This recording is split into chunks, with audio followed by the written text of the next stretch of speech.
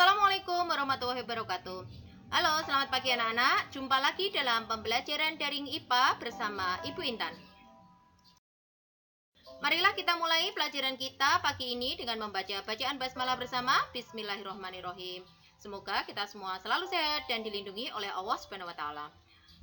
Hari ini kita akan melanjutkan pelajaran kita dari bab 3 klasifikasi materi ke bagian terakhirnya, yaitu sifat zat dan perubahan zat.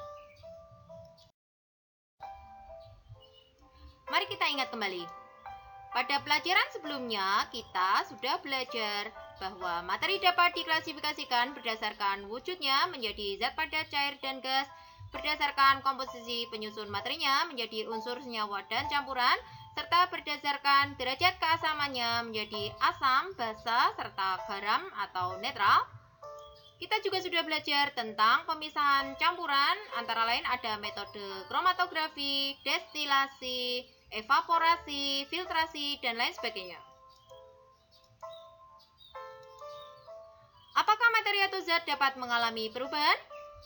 Bagaimana cara materi atau zat mengalami perubahan?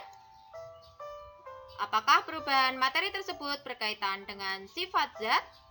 Apa sajakah sifat-sifat zat tersebut? Mari kita pelajari bersama. Jadi, tujuan pembelajaran kita pada hari ini kita akan belajar tentang sifat zat yang terdiri dari sifat fisika dan sifat kimia, dan perubahan zat yang terdiri dari perubahan fisika dan perubahan kimia. Kita masuk ke materi pokok. Anak-anak buka buku paket kurikulum 13 halaman 118 dan buku paket kurikulum 2006 halaman 128. Sifat zat. Setiap zat memiliki sifat tertentu yang dapat dirasakan dan diamati oleh panca indera. Sifat zat tersebut dapat dibedakan menjadi dua, yaitu pertama, sifat ekstensif yang merupakan sifat zat yang tergantung pada jumlah dan ukurannya. Misal, volume dan massa. Semakin besar ukuran suatu zat, maka akan semakin besar volumenya, dan semakin banyak jumlah suatu zat, maka akan semakin besar massanya. Sifat yang kedua adalah sifat intensif. Sifat intensif merupakan sifat zat yang tidak bergantung pada jumlah maupun ukuran zat. Sifat intensif ini akan dibedakan lagi menjadi dua, yaitu sifat fisika dan sifat kimia. Satu persatu. Buka buku paket kurikulum 13 halaman 119 dan buku paket kurikulum 2006 halaman 128. Sifat fisika. Sifat fisika adalah sifat zat yang berkaitan dengan keadaan fisik suatu zat yang dapat diamati tanpa mengubah zat-zat penyusun materi tersebut. Yang termasuk sifat fisika antara lain wujud, bentuk, warna, bau, massa jenis atau densitas, kekerasan, kelarutan, ukuran partikel, titik beku, titik didih, titik leleh, daya hantar listrik, serta kemagnetan dan lain sebagainya. Densitas merupakan salah satu sifat fisika. Densitas disebut juga dengan massa jenis.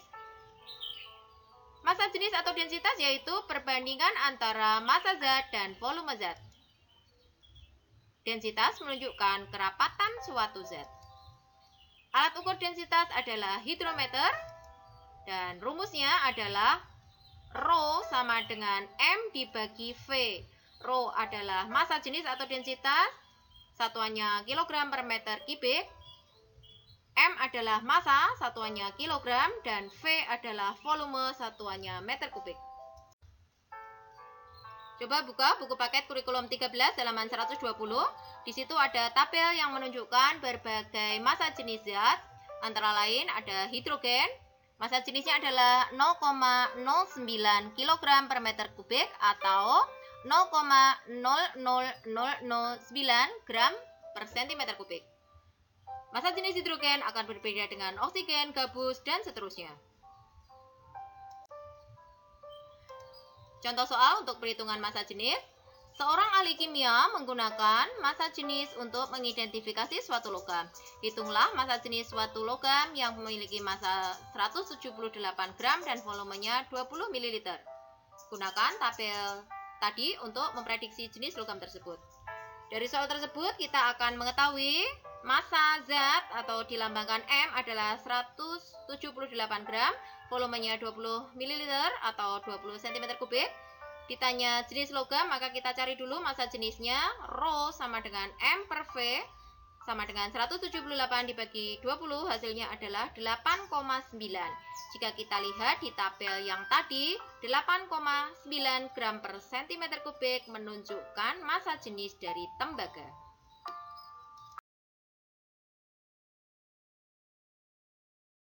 Kita lanjutkan ke materi selanjutnya. Coba buka buku paket kurikulum 2006 halaman 130, sifat kimia. Sifat kimia adalah sifat yang menunjukkan kemampuan suatu zat untuk melakukan reaksi kimia atau sifat zat yang berhubungan dengan terbentuknya jenis zat baru. Yang termasuk sifat kimia antara lain mudah terbakar, asam, basa, garam, mudah meledak, korosif, kaustik, iritatif, mudah membusuk, beracun, reaktif, elektrolit, dan lain sebagainya. Buka buku paket kurikulum 13 halaman 124 dan buku paket kurikulum 2006 halaman 130. Kita lanjutkan masuk ke materi perubahan zat. Sesuai dengan sifat intensifnya, perubahan zat dibedakan menjadi dua, yaitu perubahan fisika dan perubahan kimia. Perubahan fisika yaitu perubahan zat yang tidak disertai dengan terbentuknya zat baru. Misal, beras digiling menjadi tepung beras yang berubah hanya bentuk dan ukuran partikelnya, tetapi tetap beras. Yang kedua adalah perubahan kimia, yaitu perubahan zat yang dapat menghasilkan zat baru dengan sifat kimia yang berbeda dengan zat aslinya. Misal, beras dimasak menjadi nasi, beras akan berubah rasa, warna, bau, dan susunan partikelnya menjadi berbeda dengan beras aslinya. Perbedaan ciri-ciri antara perubahan fisika dan kimia antara lain adalah jika perubahan fisika, ciri-cirinya dapat kembali menjadi seperti semula, sedangkan kalau perubahan kimia tidak dapat kembali menjadi seperti semula. Perbedaan yang kedua, untuk perubahan fisika tidak terbentuk zat baru, sedangkan untuk perubahan kimia akan terbentuk zat baru. Perbedaan yang ketiga, untuk perubahan fisika diikuti perubahan sifat fisiknya, sedangkan untuk perubahan kimia diikuti dengan perubahan sifat kimia zat. Perbedaan yang keempat, untuk perubahan fisika tidak terjadi melalui reaksi kimia, sedangkan untuk perubahan kimia terjadi melalui reaksi kimia. Reaksi kimia tersebut antara lain ditandakan dengan ciri-cirinya, yaitu terjadi perubahan warna, perubahan suhu, terbentuk gas, terbentuk endapan, serta terbentuk zat baru, tetapi massa zat sebelum dan sesudah reaksi kimia selalu tetap.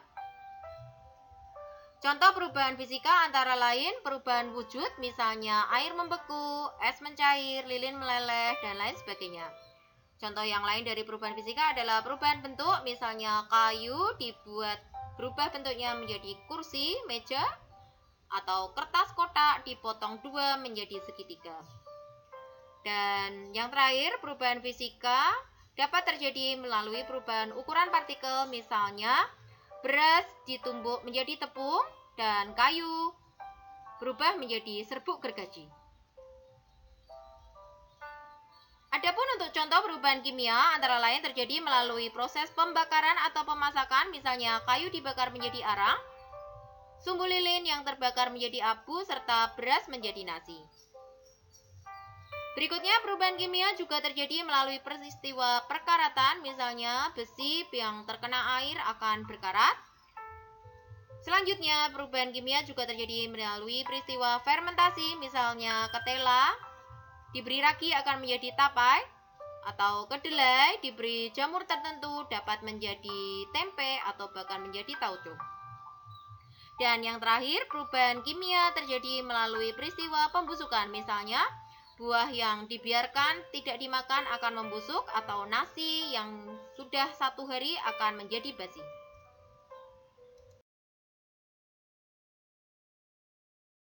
Apa saja yang sudah kita pelajari hari ini? Coba kita ingat kembali. Dapatkah kamu menentukan jenis dari sebuah benda yang berbentuk balok, memiliki panjang 20 cm, lebar 10 cm, dan tinggi 1 cm? Jika diukur dengan neraca, ternyata massa balok tersebut adalah 540 gram. Tentukan jenis balok tersebut terbuat dari bahan apa berdasarkan tabel 3.8. Kemudian, dapatkah kamu mengelompokkan peristiwa berikut ini menjadi kelompok perubahan fisika atau perubahan kimia? Jika kayu dibuat menjadi meja dan kursi, perubahan fisika atau kimia? Batu dipotong menjadi kerikil, perubahan fisika atau kimia? Nasi dibiarkan menjadi basi, perubahan fisika atau kimia? Singkong difermentasi menjadi tapai, fisika atau kimia? Kapur barus yang menyublim menjadi gas berbau harum, apakah perubahan fisika atau kimia? Kertas dibakar menjadi abu, termasuk perubahan fisika atau kimia? Lilin meleleh ketika dipanaskan, perubahan fisika atau kimia? Dan yang terakhir, pembakaran kembang api, termasuk perubahan fisika ataukah kimia?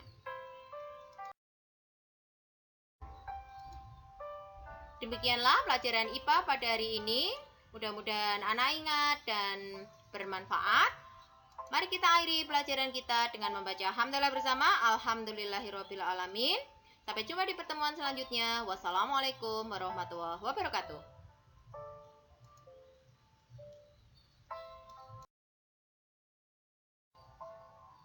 Jangan lupa juga untuk klik tanda like, dan bagi yang belum pernah silahkan subscribe di channel ini. Terima kasih.